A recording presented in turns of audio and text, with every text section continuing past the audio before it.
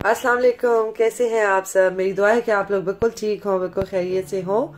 आज जो मैं आपसे शेयर करने लगी हूँ रेसिपी वो बहुत ही मज़ेदार है, क्योंकि आगे जो है वो हमारी आने वाली है ईद उल अधा, यानी कि बड़ी ईद। तो उसमें जो है वो गोश्त खा खा के जब आप लोग फेडअप हो जाते हैं और दिल चाहता है कुछ दाल हो या फिर कुछ सब्जी बनी हुई हो और इन चीज़ों की क्रेविंग होने लग पड़ती है।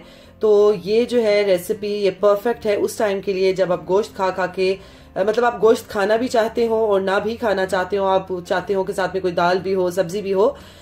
तो इस रेसिपी को जो है ना वो आप 3 in 1 कह सकते हैं। इसमें दाल भी जा रही है, इसमें जो है वो ये कद्दू भी हम यूज कर रहे हैं, यानी कि सब्जी भी जा रही है इसमें, और इसमें गोश्त भी जा रहा है। तो ये परफेक्ट है उस टाइम के लिए कि जब आप ये जो है ना वो गोश्त भी खाना चाहते हैं और साथ में दाल सब्जी भी खाना चाहते हैं।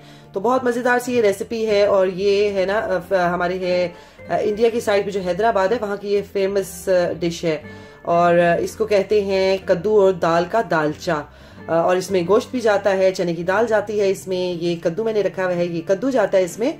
और ये आप चावल के साथ, ब्राउन राइस के साथ खा सकते हैं, फिर आप पुलाव के साथ खा सकते हैं, रोटी के साथ, आपकी अपनी चॉइस है, आप जिस मर्जी के साथ खाएं। बहुत ही मजे का बनता है। क्योंकि मैंने अपनी एक फ्रेंड के घर में गई थी और उसने, शी इज फ्रॉम हैदराबाद, उसने मुझे ये खिलाया था तो मुझे बहुत अच्छा लगा था।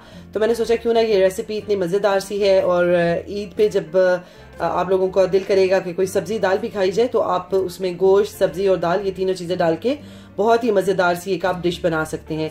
तो चलें फिर चलते हैं अपनी रेसिपी की तरफ और स्टार्ट करते हैं अपनी रेसिपी। यहाँ पे मैंने तकरीबन 1 कप की जितनी, हाफ कप आप कह लें, ये जो है मैंने दाल थोड़ी सी ज्यादा लग रही है, लेकिन मैं इसमें से ये सारी दाल नहीं डालूंगी, मैं कम डालूंगी। ये मैंने हाफ एन आवर पहले मैंने इसको सोक करके रख दिया था। साथ में मैंने हाफ केजी मेरे पास लैम मीट है, यानी कि लैम का गोश्त है। 2 मैंने लिए हैं यहाँ पे टमाटो, साथ में पुदीना, धनिया, ये हरी मिर्च है। यहाँ मैंने लिए हैं 2 अनियंस लिए हैं, ये मैं डालूंगी। और जो इसका मेन इंग्रेडिएंट है वो ये कद्दू है।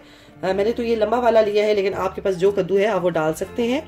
और बाकी मसाले जो हैं वो बेसिक ही हैं। बस इसमें जो है ये इमली, यानी कि टैमरिंड जो है, ये हम लोग ऐड करेंगे।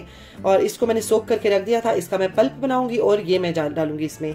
बाकी जो चीजें हैं वो बेसिक हैं, और वो मैं साथ साथ जैसे जैसे बनाती जाऊंगी आप लोगों को दिखाती जाऊंगी। तो चले फिर चलते हैं, स्टार्ट करते हैं अपनी रेसिपी। मैं इसको बनाने जा रही हूँ कुकर में, क्योंकि यहाँ पे थोड़ा सा टाइम लगता है गोश्त गलने में। लैम है, जल्दी गल जाता है, लेकिन फिर भी कुकर में मेरे लिए थोड़ा इजी हो जाएगा। और इसमें मैंने जो है वो तकरीबन 3 टेबलस्पून जो है वो ऑयल के डाल दिए। ऑयल मैंने अभी कम डाला है क्योंकि बाद में मैं इसको तड़का भी लगाऊंगी। और यहाँ पे मैं डाल रही हूँ 2 लीव्स ऑफ बे लीफ, साथ में थोड़े से मैं 3 से 4 जो है वो करी पत्ता, यानी करी लीव्स डाल रही हूँ। अगर आप लोगों के पास फ्रेश हैं तो आप फ्रेश डाल सकते हैं, इनका बहुत ही अच्छे से अरोमा आता है।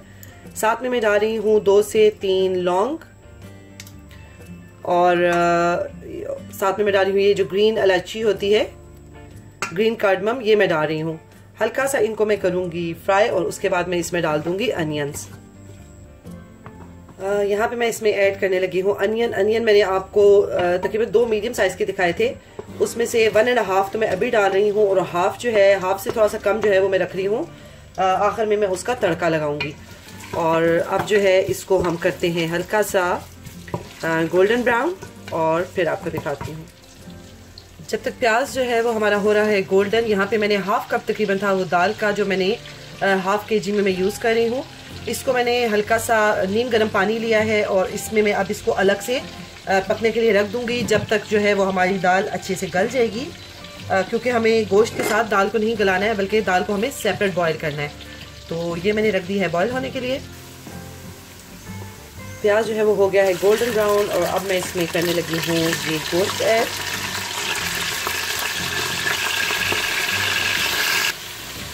गोश्त को मैं अच्छे से भूनूंगी ताकि इसकी स्मेल ख़त्म हो जाए। और यहाँ पे मेरे पास है 1 टेबलस्पून जिंजर गार्लिक पेस्ट, मैंने वो डाल दिया। और अब मैं इसको भी भूनूंगी अच्छे से गोश्त के साथ। गोश्त को मैंने अच्छे से भून लिया है, और अब मैं इसमें ऐड करने लगी हूँ मसाले। ये मैंने इसमें डाला है 1/2 टीस्पून मैंने इसमें डाला है सॉल्ट का। साथ ही मैंने डाला है इसमें 1 teaspoon of coriander powder, and 1/2 teaspoon मैंने इसमें हल्दी का डाला है। और साथ में मैंने इसमें डाला है 1 टीस्पून जो है वो मैंने डाला है ये रेड चिली जो होती है वो, और 1/2 टीस्पून जो है वो मैं डाल रही हूँ रेड कश्मीरी मिर्च। इससे जो है जो कश्मीरी मिर्च है उससे सिर्फ जो है ना इसका रेड कश्मीरी जो चिली है उससे इसका कलर सिर्फ अच्छा होगा, बाकी वो तेज़ नहीं होगी। तो इसलिए जो है वो टोटल मैंने डाला है इसमें 1 teaspoon of red chilli powder. और इसको थोड़ी देर भूनती हूँ मैं। मसाला भूनते हुए मुझे 2 से 3 मिनट हो गए हैं। और यहाँ पे मैं इसमें डाल रही हूँ जो मेरे पास है ज़ीरा पीसा हुआ, भून के और मैंने पीस के रखा हुआ है। ये मैं डाल रही हूँ तकरीबन ½ टीस्पून। सफ़ेद ज़ीरा ये मैंने पीस के और भून के रखा हुआ है, वो मैंने डाला है। और यहाँ पे अब मैं इसमें ऐड करने जा रही हूँ टमाटर, जो मैंने आपको बताए थे तकरीबन 3 छोटे स्मॉल साइज़ के थे टमाटर। अब मैं थोड़ी देर मज़ीद भूनूंगी और फिर उसके बाद मैं इसको ½ कप पानी डाल के मैं इसको गलने के लिए रख दूँगी गोश्त को। यहाँ पे थोड़ी देर भूनने के बाद मैंने ½ कप वाटर मैंने इसमें डाल दिया है, क्योंकि बस पानी मैंने इतना इसमें डाला है जिसमें गोश्त हमारा जो है वो अच्छे से गल जाए। और अब मैं इसको लगाने लगी हूँ वेट और गोश्त को गला लेती हूँ अच्छे से। चलें जी, गोश्त जो है वो हमारा बहुत ही अच्छे से गल चुका है। और यहाँ पे अब मैं इसमें, और ये देखिए टमाटर भी बहुत अच्छे से मैंने भून लिए। और अब जो है मैं इसमें डालने जा रही हूँ ये जो मैंने रखा था ना इमली, आप लोगों को दिखाई थी, उसको मैंने अच्छे से उसका ये पल्प निकाल लिया है। तो ये तकरीबन लेमन साइज़ की मैंने ली थी इमली, जितना लीमू होता है ना एक, उतना मैंने ली थी, बड़ा वाला लेमन जो यहाँ का लेमन होता है उस हिसाब से मैं आपको बता रही हूँ। और अगर आपको ज़्यादा खट्टा पसंद है तो आप जो है वो ज़्यादा खट्टा भी इस्तेमाल कर सकते हैं। और अब मैं इसको थोड़ा सा भूनूंगी। ये बहुत ही मज़े की रेसिपी बन रही है, आप लोग ज़रूर ट्राई करें। इमली डालने के बाद इसको मैंने 3 से 4 मिनट जो है वो अच्छे से भूना है। और अब जो है वो मैंने यहाँ पे कद्दू काट के रखे हुए, किसी भी शेप में आप काट लें। वैसे जो है इसकी ऑथेंटिक रेसिपी में ये थोड़ा डायमंड शेप के थोड़े लंबे लंबे कटते हैं, लेकिन ये आपके अपने ऊपर है कि आप इसकी जो भी शेप रख लें। मैंने ये इस तरीके से काट लिए। और मैं इसको थोड़ी देर भूनूंगी और थोड़ा सा पानी डाल के मैं कद्दू गलने के लिए रख दूंगी। और इसके से जो मैंने जो कद्दू के बीच में जो सीड्स हैं वो भी मैंने निकाल लिए। और ये बहुत जल्दी गल जाएंगे क्योंकि ऑलरेडी जो है ना ये थोड़े सॉफ्ट ही हैं, तो ये जल्दी गल जाएंगे। गोश्त और कद्दू जो है वो हमारा गल चुका है। गोश्त और कद्दू जो है वो माशाल्लाह से हमारा बहुत अच्छे से गल गया है। और यहाँ पे मैंने आधा कप डाला था दाल में कि ये जो है ना ये अच्छे से गल जाए। और आधा कप डालने की वजह से ये दाल बहुत अच्छी सी माशाल्लाह हमारी गल गई है। और वैसे तो इसकी ऑथेंटिक जो रेसिपी है उसमें इस दाल का, यानी कि चने की दाल का, बिल्कुल इसको पेस्ट फॉर्म में ले आते हैं और पतली सी जो है ना इसको पेस्ट सा बना लेते हैं। लेकिन मेरे घर में क्योंकि ये बहुत शौक से इसमें बहुत पतली नहीं खाई जाती, इसलिए मैंने इसको थोड़ा सा मोटा मोटा ये हैंड ब्लेंडर के साथ ना मैंने इसको पीस लिया है। तो अगर आप चाहते हैं तो इसको बिल्कुल आप फाइन भी कर सकते हैं। और अब हम ये ऐड करने वाले हैं अपने गोश्त और कद्दू के बीच में। ये मैंने दाल जो है वो कद्दू और गोश्त के बीच में डाल दी है। और अब मैं इसमें तकरीबन 2 से 3 कप डालूंगी पानी। यहाँ पे मैंने इसमें डाल दिया है तकरीबन 2 से 2.5 कप मैंने इसमें पानी डाल दिया है, क्योंकि चने की दाल का हमेशा ये होता है कि वो जैसे जैसे टाइम गुजरता जाता है वो थिक होती जाती है। तो इसलिए हमें इसको बहुत ज़्यादा थिक नहीं करना, इसको हम पतला पतला ही रखेंगे, क्योंकि जैसे जैसे टाइम गुजरेगा फिर ये थिक हो जाएगा। अब 10 से 15 मिनट मैं इसको मीडियम फ्लेम पे, इसको मैं एक तरह से आप कहने के दम पे रखूंगी। और उसके बाद जो है ना, ताकि ये चने की दाल बाकी चीज़ों के साथ अच्छे से मिक्स हो जाए और उसके बाद और थोड़ी सी गाढ़ी हो जाए। और उसके बाद फिर हम इसको लगाएंगे तड़का और हमारी बहुत ही मज़ेदार सी जो है ना वो दाल चाप बन के तैयार हो जाएगा। इसको मैं वेट नहीं लगा रही क्योंकि बाकी सब चीज़ें जो हैं वो गल चुकी हैं।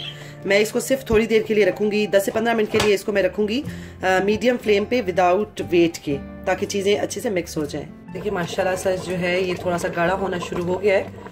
और अगर आप इसको बहुत पतला रखना चाहते हैं तो आप इसको रख सकते हैं, क्योंकि डिपेंड करता है कि आप लोग किसी किसी शौक से खाते। मैं इसको थोड़ा सा और गाढ़ा करूँगी और फिर उसके बाद मैं हीट को कर दूँगी बंद। और यहाँ पे मैं इसमें ये 2 ग्रीन चिलीज जो है ये डाल रही हूँ। दाल जो है वो हमारी बहुत अच्छे से मिक्स हो चुकी है और मैं इसको इतना ही इसका पानी ड्राई करूँगी, इससे ज़्यादा नहीं करूँगी, क्योंकि जैसे जैसे ये पड़ी रहेगी तो ये खुद ही थिक होना शुरू हो जाएगी। और अब हम इसके लिए करते हैं इसका तड़का तैयार। यहाँ पे मैंने ले लिए हैं तकरीबन 3 है टेबल स्पून ऑफ ऑयल, क्योंकि इतना ही ऑयल मैंने पहले कम डाला था इसलिए, क्योंकि बाद में तड़का लगाना था। और एक जो मैंने आपको 2 अनियंस बताए थे उसमें से 1.5 मैंने पहले डाल दिया था और हाफ जो है वो मैं अभी डाल रही हूँ। ये बहुत मज़े का लगता है, ये ज़रूर आप डालें ऊपर, बहुत अच्छा लगता है ये। और साथ में ये डाल रही हूँ तकरीबन 3 है ये मेरे पास होल रेड चिली, ये मैं डाल रही हूँ। और अब हम इसका तड़का बना लेते हैं। यहाँ पे प्याज जो है वो हमारा हो चुका है गोल्डन ब्राउन, और मैं इसमें डाल रही हूँ ये थोड़ा सा धनिया और पुदीना। पुदीना ज़रूर डालें, ये भी बहुत मज़े का लगता है।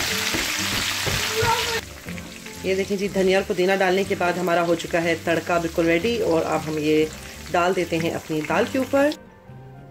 तड़का लगाने के बाद माशाल्लाह से कुछ इस शक्ल का हमारा ये दालचा रेडी हो गया। और आखिर में जो है मैं इसके ऊपर थोड़ा सा गरम मसाला स्प्रिंकल कर दूंगी। और ये हमारा बहुत ही मज़े का, बहुत ही टेस्टी सा, जिसमें दाल भी है, कद्दू भी है और गोश्त भी है, ये हमारा हो गया है दालचा रेडी। आप लोग ज़रूर ट्राई करें। और अब मैं इसे डिश आउट करती हूँ और आपको इसकी फाइनल लुक दिखाती हूँ। जी गाइस, तो ये जो है वो हमारी फाइनल लुक है। हैदराबादी मटन या लैम और साथ में कद्दू और चने की दाल का दालचा। आप इसे ज़रूर ट्राई करें। इसे ब्राउन राइस के साथ ट्राई करें। वैसे ये तड़के वाले जो होते हैं ना ब्राउन राइस, उसके साथ ये बहुत अच्छा लगता है। और उसके साथ खाएं, रोटी के साथ खाएं या बॉयल राइस के साथ खाएं, आप बहुत इंजॉय करेंगे। और अपने ईद के मेन्यू में इसको ज़रूर शामिल करें, जिससे जो है वो आपको दाल का भी मज़ा देगा, आपको वेजिटेबल भी और साथ में गोश्त भी, आप इस डिश को इंजॉय कर सकेंगे। तो चलें पे ठीक है, आप ज़रूर बनाएं और ज़रूर ट्राई करें इसको। इंशाल्लाह ताला फिर मिलूंगी आपको और एक नई रेसिपी के साथ। तब तक अपना बहुत ख्याल रखिएगा, दुआ में मुझे भी याद रखिएगा। अल्लाह हाफिज़।